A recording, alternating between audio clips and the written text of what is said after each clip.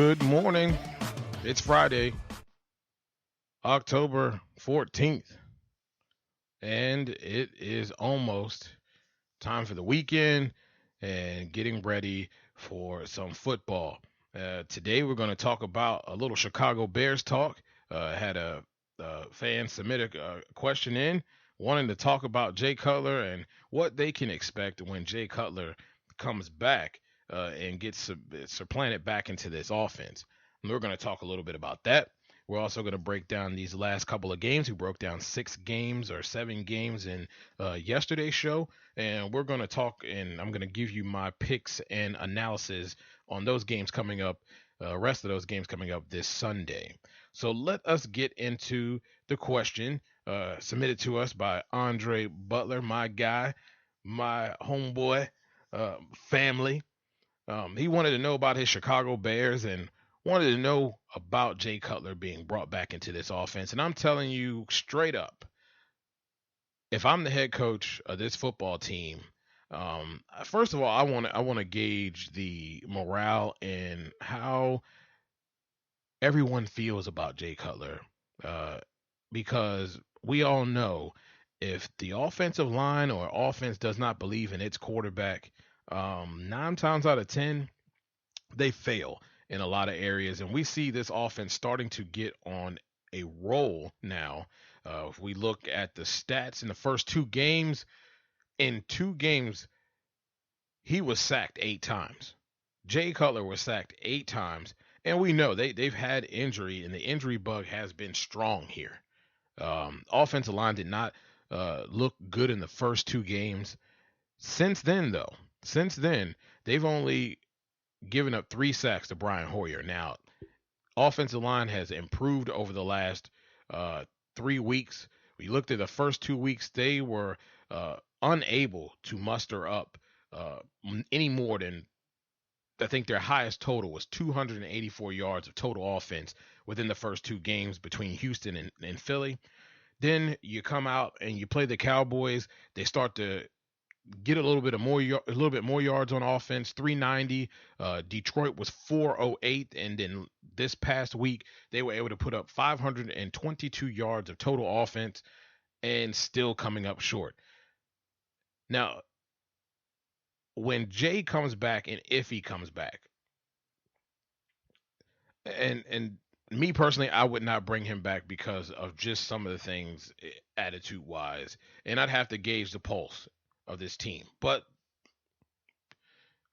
Jay has to come back in the sense that Brian Hoyer has been very effective. You look at his numbers, he's 71%, 71.4% passing completions, 6 touchdowns, no interceptions, protecting the football very well, something that coaches are absolutely ecstatic about when you can protect the football. He's done an excellent job of that. He's over 1,094 yards in passing, but not much on the deep ball. I think his longest, he's averaging about, looks like it's 7-8 yards per pass attempt. And it's about stretching the field. When you can stretch the field, especially with what Jordan Howard has come in as the running back and been able to do over the past 2 games, he's thrown another dynamic, not just in running the football, but also in catching the football out of the backfield.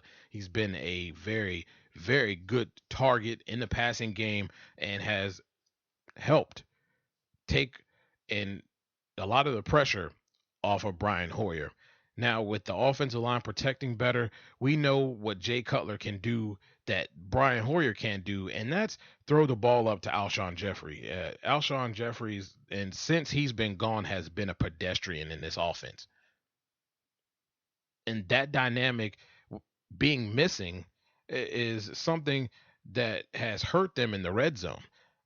As you can see, and you go back and you watch these games, and for those of you who haven't watched these games or kept up with any of the Bears football, I mean they scored 23 points last week. That's their highest total in the past 5 weeks.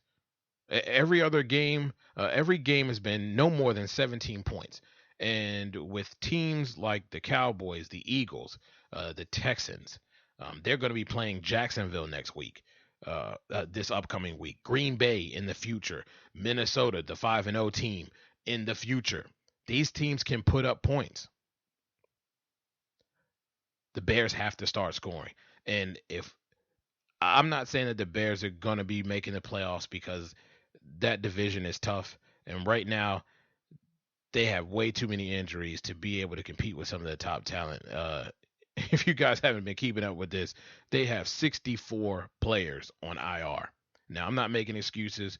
It's a next man up in this league, but man, that takes a lot out of a team, especially a team that's looking to rebuild on defense, looking to start build with their young guys, and their young guys continue to suffer major injuries that keep them out for long periods of time. And they're plugging and playing a lot of guys. Now, I'm not saying that they're the only ones. San Diego Chargers, another team bitten by the injury bug since season start.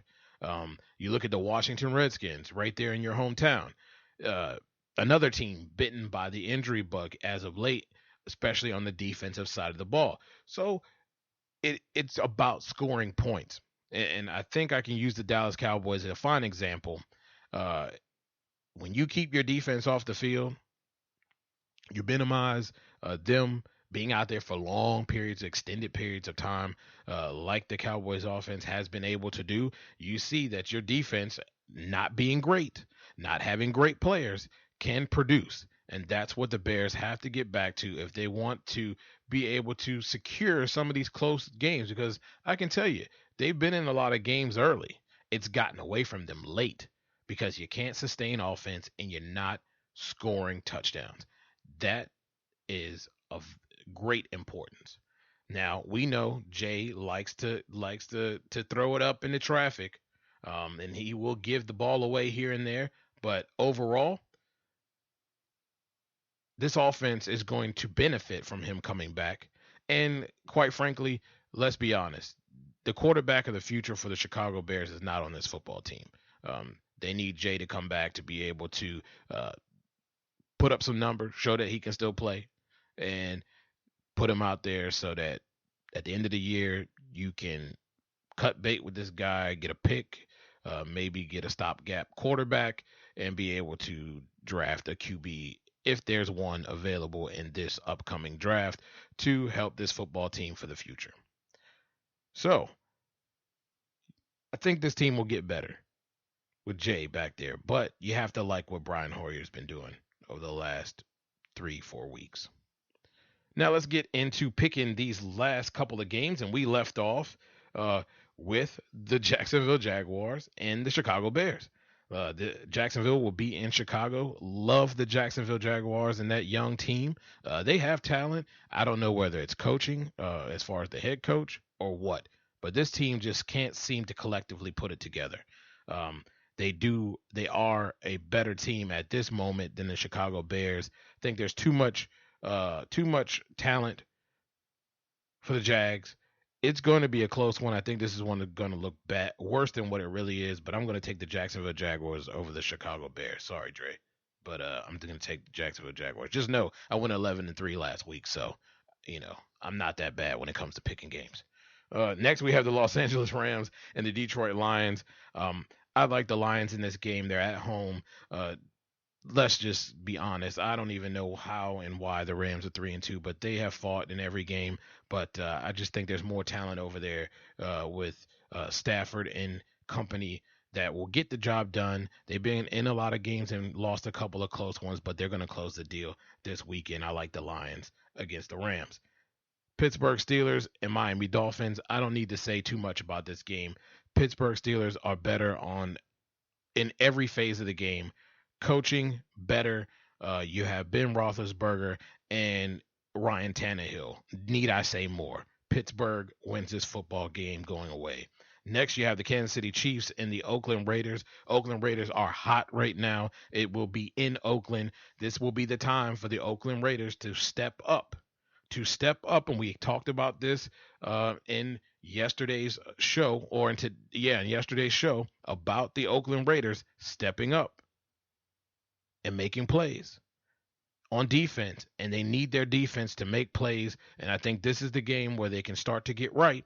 and kind of hold teams to a respectable number because we know they can put up the points and win the game. And when the chips are down, they can make that last second drive to be able to win. But they have to start locking teams down. And I think it starts this weekend with the Kansas City Chiefs. I like the Oakland Raiders to beat the Chiefs in this one. The Dallas Cowboys and the Green Bay Packers. And I have to tell you, this is my game of the week. I tell you why, because I want to see this Dallas Cowboys offense go up against some really talented guys over there in Green Bay. You're talking about Aaron Rodgers. It's in Lambeau. They have two rookies, one at quarterback, one at running back. Can the defense hold up? Can they do what they did? And we talked about this, and we're going to talk about this probably next week. But can they do it? Keep going what they've been doing, and that's sustaining the ball on offense and keeping the defense off the field to a minimum level. We know Aaron Rodgers is a bad man. Can he get it done? I'm going to go with the Green Bay Packers, and this is not an easy pick. Dak is playing very well. I just think Green Bay experience beats out rookie. I think this is the weekend where Dak throws an interception. That interception probably is going to cost him the game, but it will be a good one. This is not a runaway game, but I think the Packers win. But don't miss this game. It's going to be a good one. Next, you have the 4-1 hot Atlanta Falcons against the Seattle Seahawks. It's in Seattle, but I really like what the Falcons are doing right now.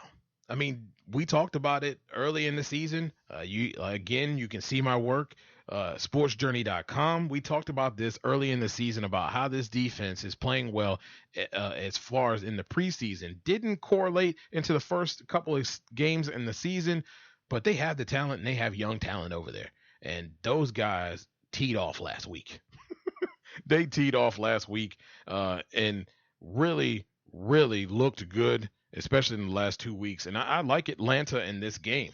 I think defensively, they'll get it done. They have a lot of weapons, especially that two-back tandem there with Freeman. And then you look Julio Jones, you look at Mohamed Sanu, all these different types of guys that they can get involved in the offense. And those dynamics of, Freeman running the ball, catching the ball out of the backfield, like what they're doing over there right now. And I think they will edge out the Seattle Seahawks. Next, we have the Indianapolis Colts and the Houston Texans. And I'm just going to tell you, it's Osweiler, man. The guy's good for a pick or two every game. And they almost look like a one-trick pony. Throw it deep to Hopkins, throw it deep to Fuller. If you put two guys over the top, guess what, buddy? I just took away those deep threats. Now you can dink and dunk all day. And when you get in the red zone, I shut you down and you kick field goals. They've got to get a mix of run and pass better. Their defense isn't nearly as what it was with J.J. Watt out there because you have to respect that guy. Indy, of course, the offensive line is terrible. It's terrible, but they continue to find a way to win. We talked about that when we talked about Ryan Tannehill. They find a way to win, man. And I think Indy's going to find a way to win. It's the Sunday night game, and they're going to find a way to win on Sunday night. Last but not least, Cardinals, Jets. I'm taking the Jets. I like the Jets a lot better than I like the Cardinals because the Jets have a better defense than the Cardinals at this moment in time. Well, we thank you so much for listening to this show. If you have any questions, as we talked about, you know where to submit them. We thank you guys for listening. And if you're tuning in, whether it's Spreaker or whether it's iTunes, especially if it's iTunes, subscribe to this show, share this show. We really appreciate it. Well, you guys have a great weekend, and we'll get back at you on Monday. Yeah, crab cakes and football. That's what Maryland does.